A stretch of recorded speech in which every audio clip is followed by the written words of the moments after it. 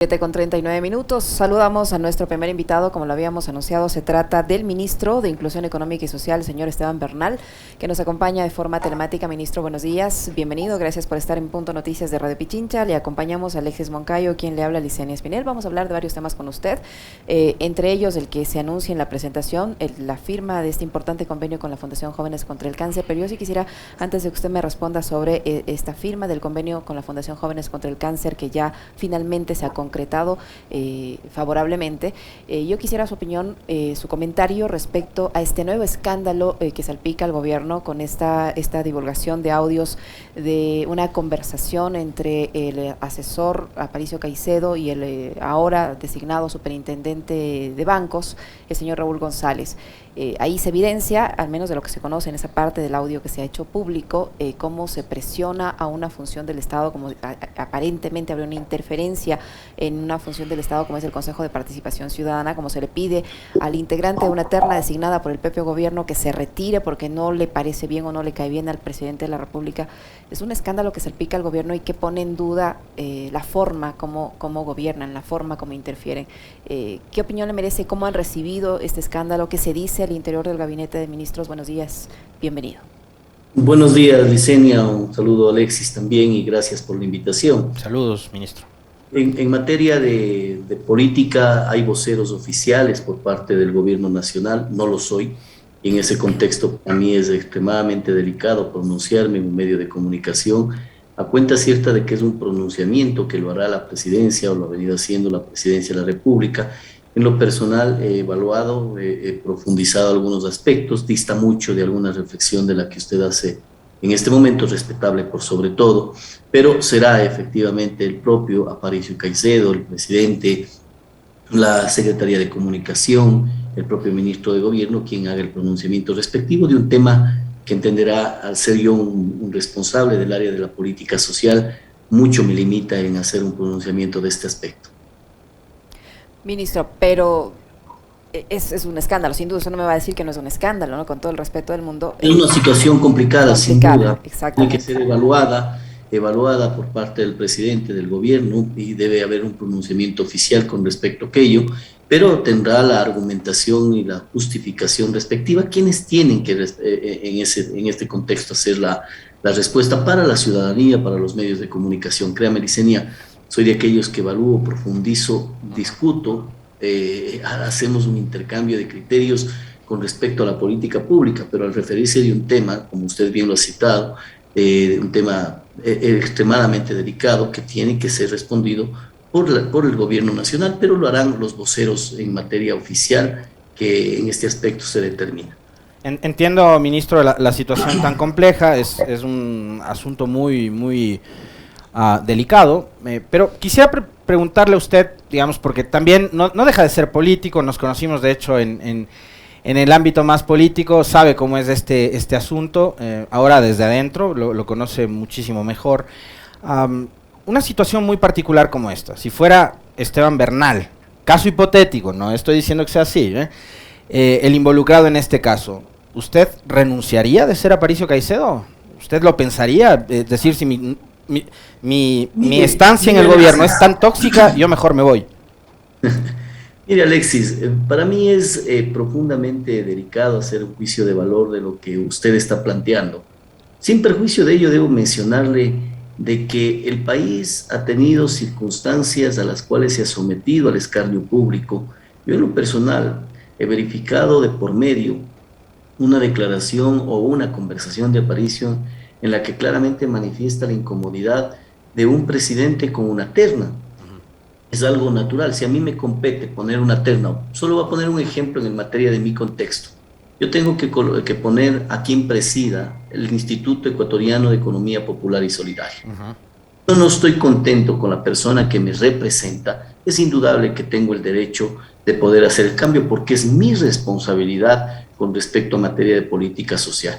Y ese es el mismo contexto en el que maneja. Hay otros elementos que tienen que ser analizados y que tienen que ser evaluados. Yo no voy a hacer un juicio de valor, les reitero, Alexis. Usted sabe que soy una persona que no rehúye a la política, soy de aquellos que frentea la política, pero en este caso soy respetuoso institucionalmente a lo que hoy represento como tal. Soy el ministro de Inclusión Económica y Social y es mi responsabilidad la política social del gobierno del presidente Lasso. Con respecto a estos elementos y hechos, hay voceros oficiales que darán el punto de vista como tal y no podría, reitero, más allá de esa pequeña apreciación que le hago en este momento sobre mi punto de vista, sobre mi forma de pensar las cosas, pero no podría yo hacer un juicio de valor y menos aún pronunciarme sobre lo que haría en un caso hipotético, como usted lo plantea, frente a un hecho irreal en este momento, que es lo que yo no estoy viviendo. Ahora, el problema es que la persona que le genera esa incomodidad al presidente está en una terna que fue elaborada por el presidente y por los asesores del presidente, y es una terna que cuando se envía al Consejo de Participación tiene la firma del presidente. Entonces, sin duda. ¿cómo es que no le ayudaron a elaborar mejor la terna? Sí, y son de aquellos hechos que tienen que irse reconciliando a lo largo del periodo administrativo del gobierno nacional. Vea usted, no es el caso, pero déjeme ponerle elementos que han sucedido. Por ejemplo, usted recuerda cuando el expresidente Correa puso una comisión para que investigue el famoso feriado bancario y el presidente, que en paz descanse, de aquella comisión, Eduardo Valencia, el economista, dijo lo que creía que era lo correcto, y en aquel entonces el presidente vociferó contra, en aquel entonces, quien encabezaba esa comisión como tal, también firmada y suscrita. Los elementos pasan, los hechos y las circunstancias pasan cuando usted sobrelleva acciones del andamiaje público, así que no es un tema de un escándalo como para poder no generar un miramiento hacia atrás de hechos probablemente peores que han sucedido frente a esta situación, que reitero, tiene que haber un pronunciamiento desde las fuentes oficiales. Ahora, ¿sabe una cosa? ¿Quiere que le diga algo? Yo a usted, no, porque le conozco además, nos hemos tratado con un respeto, creo que es de doble vía, y tengo la confianza como para decirle lo que le voy a decir, ministro. Yo a usted no le veo lanzando amenazas por teléfono. A Aparicio Caicedo sí, y eso no habla bien de un gobierno que se decía ser el gobierno del encuentro. No habla bien también de un gobierno que decía que iba a respetar la autonomía e independencia de las otras funciones del Estado y que incluso da cuenta Aparicio Caicedo de que él controla las sesiones del Consejo de Participación. Mire, Alexis, yo he acudido a una grata entrevista en materia de política social, no he rehuido a responderle lo que eventualmente puedo hacerlo, pero los juicios de valor que se puedan hacer sobre un hecho que esté en este momento en la palestra pública para ser debatido, tiene que serlos a través de las fuentes oficiales. Yo no soy de aquellos que amenaza, sin duda. Yo, de hecho, he actuado públicamente cada vez que me ha tocado hacerlo. Usted me conoce lo que hice en la Asamblea Nacional, para el agrado o desagrado de muchos. Hoy, en materia de política social, contribuyendo con el presidente Lasso, con el gobierno, hago para el agrado o desagrado de muchos, digo lo que tenemos que decir. Ayer estuve en un medio de comunicación, por ejemplo, en donde hacía alusión sobre la comparación valorada, documentada, sobre lo que ha significado en la misma metodología para poder estructurar la política social. En el gobierno del presidente Correa se invirtió en sus 10 años, en promedio, 8.100 millones de dólares. En el gobierno del 8.100 millones de dólares, reitero.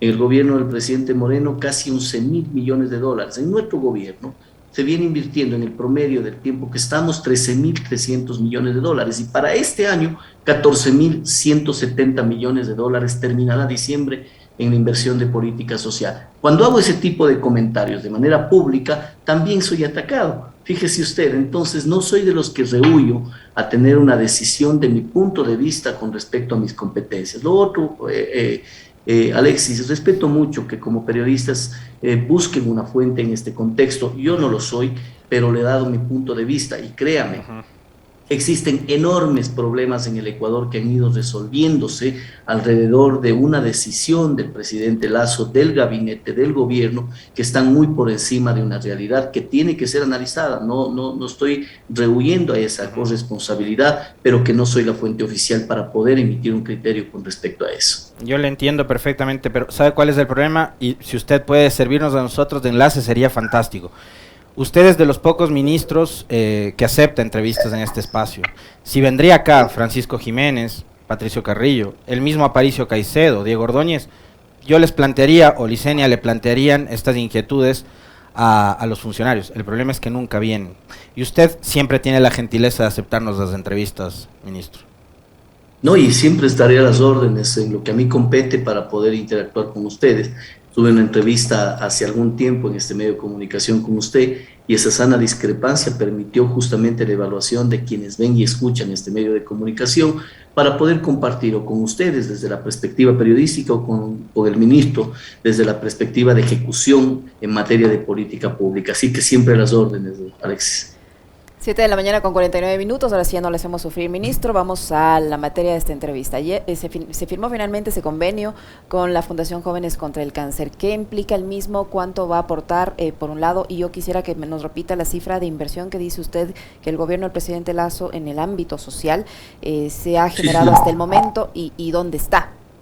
Porque suena una cantidad bastante interesante, ¿no? Pero ¿cómo se puede evidenciar esa cantidad de inversión social que usted menciona, por un lado, y por otro, por favor, este convenio con la Fundación Jóvenes contra el Cáncer, un convenio que fue esperado con mucha expectativa y que finalmente se ha concretado? Por favor. Mire, Licenia, voy a ser concreto en el tema de los números que son totalmente evidenciables en materia de información que tiene el Ministerio de Finanzas. El promedio de gasto social, ojo, Licenia, evaluado bajo la metodología de la Secretaría de Planificación, que es una metodología que se arrastra desde hace más de 12 años aproximadamente y que consta mediante el cual se estructuran las valoraciones presupuestarias, y en ese contexto, durante el periodo de los 10 años del expresidente Correa, se invirtió en materia de política social, cuando hablamos de salud, de educación, de bonos, de transferencias monetarias, de bienestar social, etcétera, etcétera, incluyendo algunos aspectos en el marco del deporte ecuatoriano. Invirtieron 8.117 millones de dólares. El gobierno del presidente Moreno, en ese mismo contexto, invirtió 11.218 millones de dólares. Nosotros, en lo que va del periodo del presidente Lasso a la fecha, invertimos 13.031 millones de dólares. Muy por encima, ¿verdad? Y con respecto al año 22,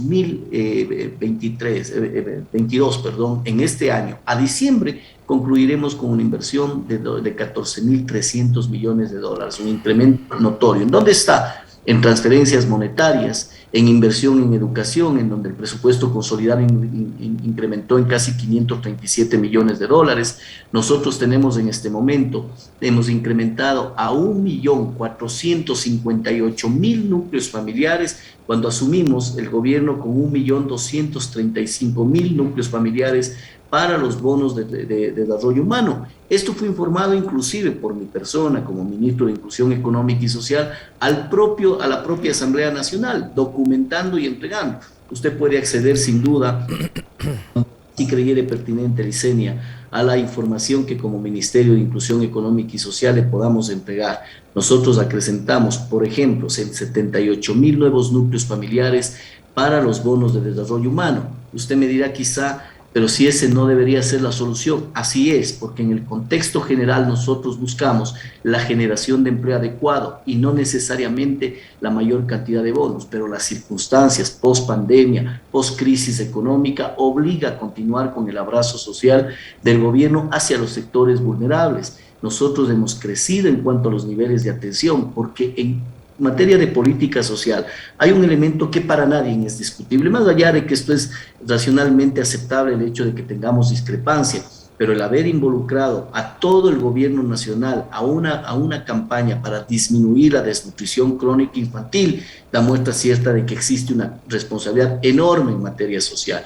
Solo el bono Infancia Futuro hace que el gobierno para este año invierta 12.400.000 dólares adicionales con respecto a la política social para dar cobertura a madres gestantes y madres de niños de 0 a 45 días para precautelar que no incremente la desnutrición crónica infantil que hoy por hoy, Licenia, y no culpa de un gobierno de un año, no, cuidado, hoy por hoy tiene el Ecuador 30% de desnutrición crónica infantil, por encima de Haití, solo por debajo de Guatemala. Somos el segundo país en materia de este indicador perverso para el futuro del Ecuador. Ahí usted podría verificar, Licenia, en dónde se está invirtiendo en materia de política social. Ahora, ministro, salió hace pocos días una encuesta publicada por el INEC que da cuenta de que la pobreza y la pobreza extrema están golpeando más al campo, y fueron justamente nuestros hermanos campesinos indígenas que salieron a protestar en en el mes de junio. En el campo, según el INEC, el 42.9% de la población vive con carencias económicas. En el Ecuador, el 25% de la población, es decir, cerca de 4.5 millones de personas, están sumidas en la pobreza. Digamos, si es que hay una inversión tan fuerte como la que usted nos dice se ha hecho, debía haberse visto algo reflejada en disminución de pobreza, según los datos que nos ha presentado el INEC, pero vemos que es todo lo contrario. Cuidado, confundamos que la disminución de pobreza está concomitantemente vinculada con la protección social, Alexis. Es una situación completamente distinta. La protección social busca lo que su nombre efectivamente dice, proteger socialmente a aquellos sectores que están en condiciones de vulnerabilidad, de pobreza o pobreza extrema. Siendo así, aquellos que venían recibiendo el bono de desarrollo humano durante los últimos 15 años ya debieron haber salido de la pobreza, y no es el caso. Lo que hace es generar una protección social. Lo que terminará disminuyendo la pobreza en el Ecuador, y que vamos en ese camino, es la generación de empleo. Solo en el último dato que hoy consta en la página oficial del Ministerio de Finanzas, mire usted, se ha logrado en la reactivación económica la generación de ventas por 120.000 millones de dólares a la fecha, al mes de junio, cortado por el Ministerio de Finanzas. Comparado con el mismo periodo del año prepandemia, es decir, el año 2019, la venta de aquel año era 107.000 millones de dólares. Como ve, la economía va generando una mejora de manera constante. Eso concomitantemente genera empleo. Ahí está la disminución de la pobreza, en la generación de empleo adecuado, porque el padre o madre de familia que tiene o que accede a un empleo adecuado logra disminuir de manera paralela grandes males. Empecemos por lo último mencionado por mí: desnutrición crónica infantil, migración, inseguridad, trabajo infantil, mendicidad, etcétera, etcétera. La protección social es otro ámbito, Alexis, y en eso me aprecio en decirle que, dadas las consideraciones que tiene el país de haber ampliado un sector luego de un proceso post-pandémico, de una crisis económica, requiere todavía el abrazo social del gobierno nacional. Y a ello súmelo que entramos en una política fuerte con respecto a disminuir la desnutrición crónica infantil, que debe, tiene y va a convertirse en una política de Estado y no de gobierno, porque deberíamos pensar qué pasará con el Ecuador en 15 años cuando un tercio de su población haya sufrido desnutrición crónica infantil, lo cual es gravísimo para la sociedad ecuatoriana. Ministro, sobre el convenio con la Fundación Jóvenes contra el Cáncer. No, puntualmente habíamos cumplido. Tuve la oportunidad de con ustedes también estar en una entrevista cuando hicieron alusión al eventual cierre de esta fundación. Nosotros habíamos mencionado de que veníamos cumpliendo lo que la normativa institucional determina, y así lo hicimos. Habíamos mencionado nuestro compromiso de arrancar en el mes de julio. Tuvimos un pequeño retraso de días, pero firmamos finalmente el convenio para que se dé atención en este contexto. Pero este convenio, que generó una gran polémica pública, y que es así, yo soy bien respetuoso de la intermediación que ustedes hacen entre la sociedad civil y quienes hacemos el Estado, finalmente tuvo su curso, y de aquí en adelante esta fundación tendrá recurrentemente el apoyo del Estado en los siguientes años, siempre y cuando obviamente cumpla con su responsabilidad. Pero a nosotros nos competía cambiar la normativa técnica. Eso generaba ciertos pasos de validación, etcétera, que tenía su temporalidad, y en marzo me había comprometido que aquello iba a pasar. Pero le dejo un dato interesante, Yesenia. Esto es uno de los 2017 convenios que tenemos en el país, para una inversión de 214 millones de dólares para la atención y protección social a diferentes sectores vulnerables: adultos mayores, personas con discapacidad, niños, niñas, adolescentes, mujeres violentadas basada en género, etcétera, etcétera. Por lo tanto, hemos cumplido con un elemento, con un hecho importantísimo sin duda, pero que generó una polémica pública, y hoy damos cumplimiento y se demuestra que nuestro gobierno lo que dice hace y lo que promete cumple. Ahora, volviendo al tema anterior, ¿se tiene quizás el dato preciso, ministro, de cuántas personas todavía reciben el bono de desarrollo humano en el Ecuador? Totalmente. En este momento, al cierre al mes de julio, recibieron 1.009.276 personas, reciben bono de desarrollo humano. A eso tiene que sumarle, Alex, una cantidad adicional que complementa el 1.458.000 núcleos familiares que en nuestro gobierno reciben cualquier tipo de protección social, llámese bono de desarrollo humano de desarrollo humano con componente variable, bono por gallegos Lara, bono por discapacidad para adultos mayores, pensiones, etcétera. En total invertimos 1.300 millones de dólares para dar una cobertura, permítame reiterar, a 1.458.000, muy superior a ese 1.237.000 con el que recibimos del gobierno el 24 de mayo del 2021. Yo reiteraré siempre en decirle, no es ese el objetivo final de nosotros como gobierno, el objetivo es crear empleo, pero cuando usted encuentra ciertas circunstancias de carácter social que frenan, que incrementan el riesgo país, que permiten disminuir la potencialidad de inversión privada en el Ecuador, tenemos dificultades, pero no nos rendimos y seguiremos en esa lucha para lograr lo que hoy el Ministerio, y le invito a revisar la cuenta del Ministerio, ha posteado, en donde hemos logrado incrementar a 120.000 millones de dólares las ventas en el periodo enero-julio, el mismo periodo del año prepandemia, que es el comparable, porque no podríamos comparar ni 21 ni 20, peor el 20, el 19, 107.000 millones de dólares, lo cual quiere decir que la economía, con todo el esfuerzo de nuestro gobierno, empezó a caminar, y ese caminar tiene una concomitancia y un resultante que se llama empleo. Ministro, usted mencionaba hace unos instantes que han dado pasos importantes en la lucha contra la desnutrición infantil. Esto fue un anuncio que ya lleva varios meses. ¿Qué evaluación tiene en el momento? ¿Cuáles son los resultados? Podemos ya hablar de los primeros resultados de este proceso, que obviamente es un proceso de largo plazo, pero hasta el momento, ¿qué se ha hecho en ese sentido? Información del Ministerio de Salud de que tenemos mayores derivaciones, por supuesto, mayor concreción con el sector rural, el que mencionaba hace un momento su compañero Alexis Moncayo, de que el sector rural, el sector del campo es el que mayor incidencia y prevalecencia tiene. Sepa usted que, por ejemplo, la Sierra Centro, la provincia de Tungurahua tiene 42% de prevalecencia de la desnutrición crónica infantil, Chimborazo 36, Cotopaxi 35. Estos son temas que tienen que ser analizados y que, dicho sea de paso, en las mesas de diálogo, que en la que yo participaré, también pondremos de por medio todas las acciones que realizamos. Pero usted me preguntaba resultados, es al que aspiramos tener. Por ejemplo, en octubre tendremos el censo de desnutrición crónica infantil. ¿Sabe cuál es el último dato que tiene el país con respecto a este problema? Del año 2018, cuando este tema, de acuerdo a la Organización Mundial de la Salud, a todas las experiencias internacionales, se debe y se tiene que tener información anual. No podríamos generar política pública sin un diagnóstico previo.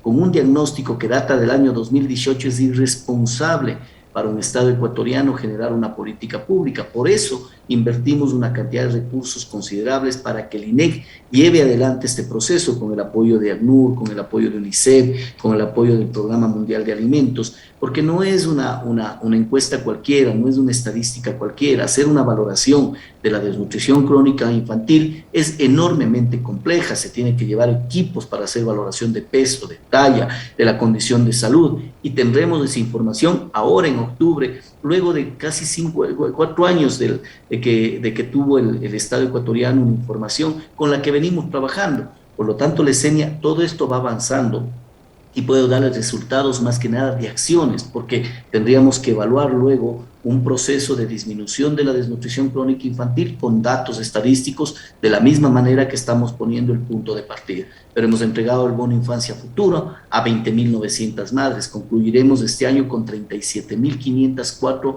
de acuerdo al grupo objetivo planteado. En el año 2023 incrementaremos 30.000 madres más. En el año 2024 cumpliremos el objetivo macro, que es 85.000 madres gestantes que tendrán la cobertura y apoyo del Estado con el bono Infancia Futuro. A ello súmele brigadas universitarias, que ya arrancó a través de la Secretaría Técnica para disminuir la DCI, con el apoyo de universidades. Nuestro trabajo con el programa Creciendo con Nuestros Hijos, con los centros de desarrollo infantil. Y aquí le invito, cuando usted desee, yo me presto para estar en una entrevista con ustedes y detallarle particularmente cómo ha venido funcionando los centros de desarrollo infantil, que dice atenderse a 85.000 niños en el Ecuador y no lo hace. Yo estoy convencido que no. Por eso estamos haciendo un trabajo para instalar sistemas informáticos para que el Ecuador controle los recursos que entrega a los cooperantes. Eso sería interesantísimo que lo discutamos de manera conjunta. Lo he hecho en otros medios de comunicación y es interesante ver cómo como gobierno vamos dando claridad al manejo de los recursos públicos para la atención a lo que la Constitución de la República determina como prelación según el artículo 44, los niños y las niñas, y en ese contexto aportar para disminuir la desnutrición crónica infantil. Ministro, yo quisiera que usted junto a nosotros escuchemos lo que fue la declaración de Zenaida Yazacama, vicepresidenta de la CONAIE, sobre el avance de los diálogos. Yo ahí le voy a hacer una crítica antes de escucharle. A mí me dio la impresión de que el famoso tiempo de los 90 días era, digamos, lo necesario como para ir quemando cartuchos. No sé si es que los resultados van a ser los mejores, por eso quiero que le escuchemos lo que dice la vicepresidenta de la CONAIE y después escuchar también su análisis, su reflexión y su respuesta a esta afirmación de la dirigente indígena. Sobre el tema de control de precios. Esta es la tercera jornada que no hemos tenido ninguna respuesta de la propuesta inicial del movimiento indígena.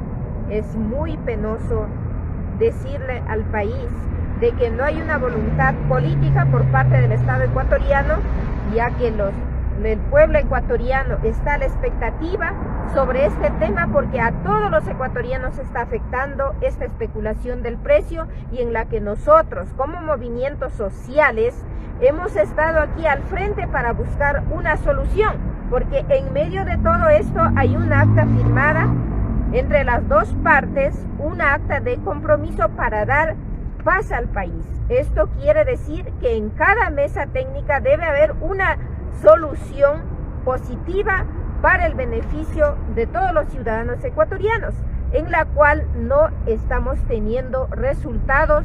Esto nos preocupa. Es importante también mencionar, nosotros como movimientos sociales hemos predispuesto nuestro tiempo para que no nos digan que venimos a imponer, que somos radicales, violentos. Mejor hemos sentado frente a frente para buscar una solución, pero no tenemos una voluntad política por parte del gobierno ecuatoriano. Eso el país debe conocer, eso la ciudadanía debe conocer, porque muchos de nuestros pueblos y nacionalidades están vigilantes a esta jornada de la mesa técnica. ¿Hay alguna fecha para la reinstalación de la mesa de control de precios? No nos han dicho la fecha exacta. No hay voluntad política, dice la dirigente. Por eso yo le mencionaba, 90 días eran para quemar tiempo y que la cosa se aplaque, o en realidad hay la predisposición del gobierno como para poder llegar a un acuerdo. Totalmente, Alexis. Yo creo que el gobierno ha mostrado de manera permanente su predisposición a ser receptivo, y esto de ser receptivo es muy positivo. No somos de aquel gobierno que lo que se dice en un medio de comunicación o lo que se dice en un sábado en términos informativos se escribe en piedra y es irrefutable. No. Nosotros somos de aquellos que flexibilizamos cualquier tipo de demanda social y actuamos. Solo en los últimos acontecimientos de junio, que es materia de otro análisis adicional, ¿no? Pero en aquello se hizo una flexibilización con respecto a varias de las demandas por más de 600 millones de dólares. Solo en lo que respecta a nuestro ministerio, el incremento del bono de desarrollo humano tiene un impacto de 30 millones de dólares para este año y para el próximo 60 millones de dólares, sumando al bono Infancia Futuro, que va destinado a los sectores rurales y campesinos en donde están las parroquias que son priorizadas dentro del programa de la disminución de desnutrición crónica infantil, en donde se invertirá también alrededor de 60 millones de dólares por año. Eso significa un impacto adicional en materia de política social de 120 millones de dólares. Por lo tanto, hay oídos abiertos, hay voluntad, hay criterio por parte del gobierno para ser receptivo. Lo más importante, Alexis, y le debo decir con mucha profundidad, lo enriquecedor de un proceso de diálogo es que se sientan entre personas que pensamos diferente. Ahí es enriquecedor, porque sentarse entre los que pensamos igual probablemente es consistente, pero no enriquece el desarrollo de la sociedad. Cuando nos sentamos entre quienes pensamos distinto, somos receptivos. Yo personalmente, por ejemplo, en la preliminar análisis que hemos hecho de las demandas de los sectores indígenas, de los sectores sociales, me parece interesantísimo lo que plantean. En la mesa de los 21 derechos colectivos, en la que forma parte nosotros como Ministerio de Inclusión Económica y Social, iremos muy predispuestos porque nos han planteado preliminarmente, insisto, en que sean las organizaciones locales que se hagan cargo de manejar todo el trabajo de los niños y niñas en los centros de desarrollo infantil. Perfecto, A mí me parece perfecto. Mire usted, yo no tenía esa percepción previo a este análisis y a este diálogo. Entonces, siendo receptivos, vamos a encontrar temas que pueden mejorar la condición de la política pública y mejorar las condiciones de a quienes prestamos el servicio, que es la sociedad y el pueblo ecuatoriano. Y en ese sentido también aspiramos que puedan ser receptivos de algunas de las acciones que para bien realice un gobierno nacional. Yo tengo muy sanas esperanzas en que esto va a tener humo blanco. Y si es que no existe, la discrepancia es positiva, eso es democracia. Aspiro yo que todas las mesas salgan con elementos claros, pero también hay que tener un grado de tolerancia en doble vía, Alexis. Yo fui parte de esto, le cuento como una anécdota personal para ir un poco, permítame molestarles con esto. Brevísimo porque se nos termina el tiempo, ministro, por favor. Sí, justamente le decía, yo también estoy con una entrevista que tengo que cumplir, pero le decía, yo fui parte de la comisión de límites entre la provincia de la Azuay, mi provincia, y la provincia del Guayas. Y cuando nos sentamos en aquel entonces, Guayas decía es hasta aquí, y Azuay decía es hasta acá. ¿Qué es lo que hicimos? Trazamos una línea de por medio, porque eso es la tolerancia. Porque no puede ser un diálogo en lo que yo digo funciona, si no, no funciona. Así no caminan las cosas. Así que aspiro y exhorto de que ese sea el camino adecuado para concluir con estas mesas de diálogo. Le agradecemos, ministro, siempre por su gentileza de habernos acompañado. Al ministro de Inclusión Económica y Social, Esteban Bernal. Muchas gracias, buenos días. Muy amable.